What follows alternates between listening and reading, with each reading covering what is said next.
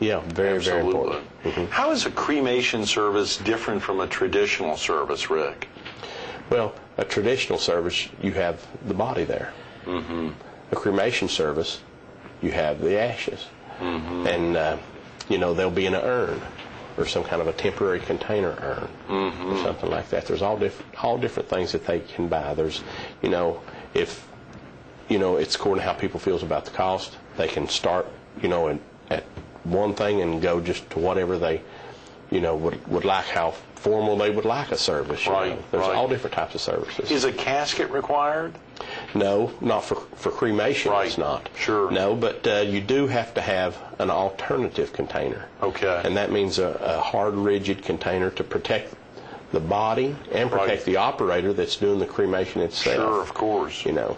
It is required. You do have to have that. Very important. You know, we think about how is the cremation in and of itself accomplished, Rick? How does someone go about, how is the cremation accomplished? Well, the first thing they got to do is the next of kin has to sign a cremation authorization. Okay. And you have to have the death certificate. And you have to have a burial removal transit permit. And, you know, that's some of the permits that has to be given.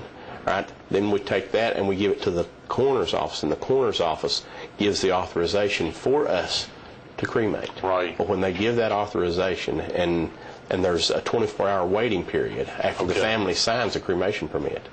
So we can take that after the 24 hours. Then the cremation chamber, you place the body in the cremation chamber, and through heat and evaporation of the body, it reduces it down to where just the elements is just very fine, very small bone fragmentation is what it is. Boy, that is a total end in itself. Yeah.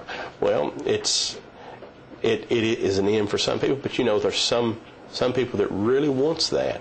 Really? And with memorialization, you know, that's just like, you know, somebody, you know, if you go out to, you know, some of the piers, you know, you'll see little tags out there nailed on the pier that says "in memory of," and it'll have somebody's name and a date. Is that right? And they're nailed out at the end of the pier. That's where people's taking the ashes out there and put the ashes in the water. Of course, you know, you can also, the funeral homes here can get there's an airplane service over here at Ramp 66, I believe it's called. Grand Strand Airport. Yeah, at the Grand Strand Airport, and they will take the cremains up and scatter them for you at sea. You know, but you know, then there's also in the cemeteries there's columbariums where you can put, and in columbarium is made to put cremains in, and a niche is what that you put the cremains inside that. What do folks usually do with the remains? Are there things that are most common, or the piers, or putting them out over the water? What about in the rest of the country? Let's say in Pine Knot, Kentucky. What was the most usual, or was cremation a popular service in Pine Knot? Very few. Very few. Okay. Very few. Up there, there's very few cremations done. But what people most of the time done, they would keep them at their house. Right. You know, and buy some kind of an urn and keep them, or take them to the cemetery and bury them, because, you know, you can take them to the cemetery. Because up there, there's, you know, from our little town, our county only had 16,000 people in it. So to find a columbarium, you know, you had to go pretty good distance to get to one. There wasn't such a thing there. Is a funeral director necessary for cremation? Yes. Yes, you have to have a funeral director to sign the death certificate and everything. So you just can't just, you know, do it yourself. I can't do it on my own. No, sir. No, sir. That's good to know. So you'll have to call a funeral director. It's early on Labor Day, but I don't think I'd want to get into that. Yeah, that's very important. You know, and obviously, we'll barbecue after a while, but right. Is embalming necessary on a cremation? No, sir. No, that sir. is not necessary. That's not necessary, unless they want to have a typical type service. Right. You know, they can have a full traditional service, and at the end of that service, instead of going to the cemetery, they go to the crematory. Okay, right. So, but if, you know, they can, some crematories will allow a metal casket, but most crematories wants a combustible material. You know, wood, cardboard, you know, pressboard, something like that they do want to put in there that's combustible. Are cremations pretty expensive, Rick, or is that an alternative that folks are thinking about? Well, direct cremation's not, but if you can go from there and go right on up to whatever expense you want to. Sure. It's just like, it's kind of like buying a car. You can buy a Volkswagen or you can buy a Rolls Royce. Right, yes, even on the cremation side. That's right. The main thing in what people need to do, they need to tell their family what their wishes is. You can stop by most of the funeral homes, and if you don't want to go in and prearrange with the funeral home and make prearrangements right then, they have booklets that you can take home, and you and your spouse or you and your family sit down and fill out, and it tells all about Social Security and veterans benefits and everything, and all the stuff. They have everything, and you can fill this out. And normally there's two sides of this, One side that you can tear out and mail to your funeral director and just keep it on record. Right. And then if something happens, you tell your family, we'll call such and such funeral home. Sure. They have my records there. They have all my wishes. And that's the main thing is, let your family know what your wish is in advance.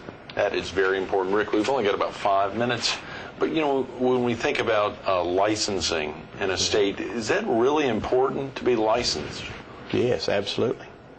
I mean, what is it? There's a state board of licensing. Why is it that this is a very heavily regulated industry? Yeah, regulated by the Federal Trade Commission. They have, everything in the funeral business is open book for the federal government to come in and look at and see what you're doing. All the funds that you pay on pre-need, it's all regulated through. When you say pre-need, for a viewer who may not be familiar with that, what does that mean exactly? That means going into the funeral home in advance and paying for your funeral services in advance.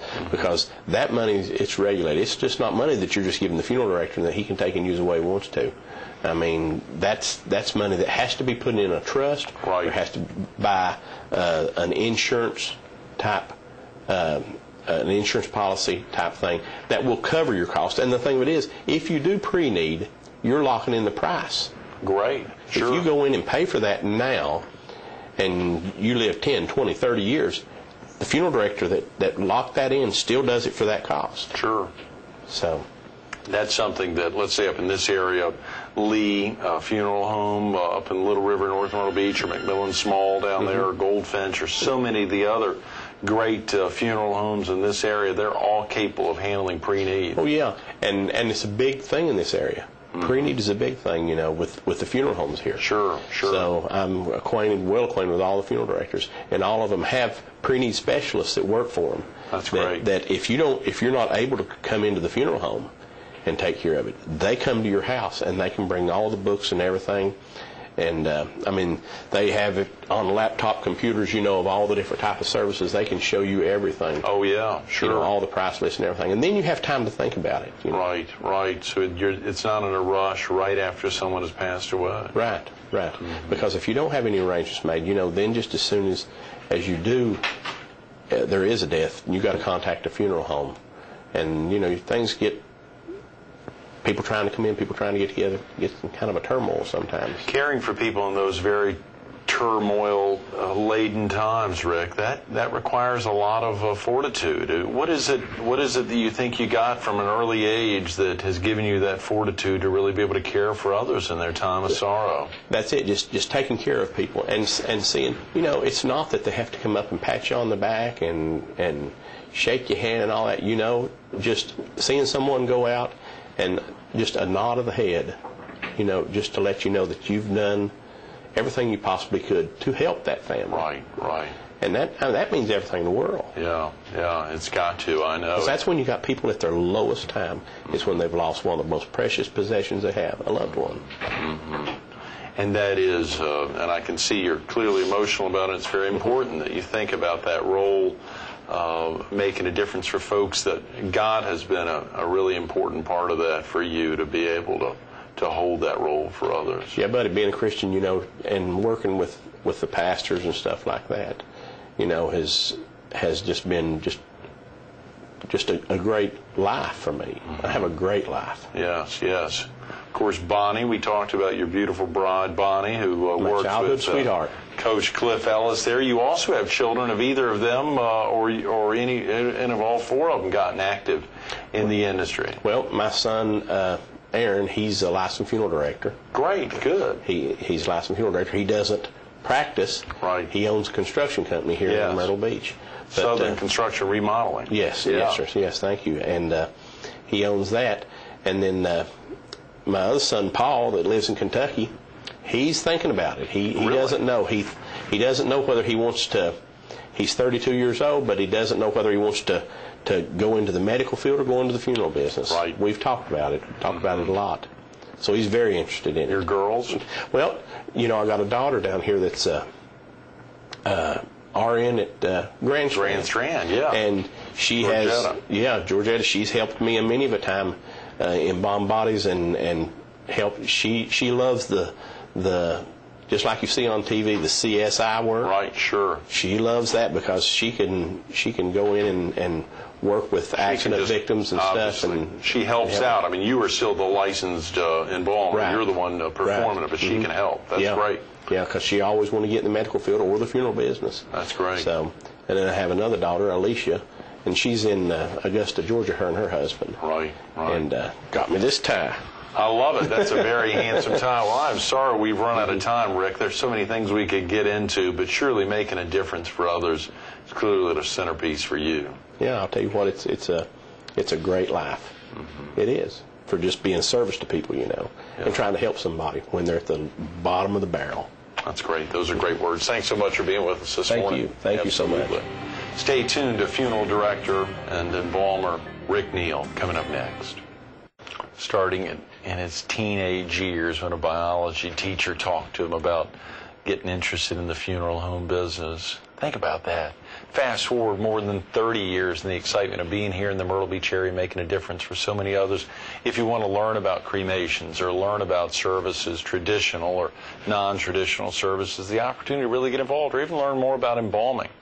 Rick's always happy and willing to accept a call, 602-3251. That's 843-602-3251. Give him a call if you're interested.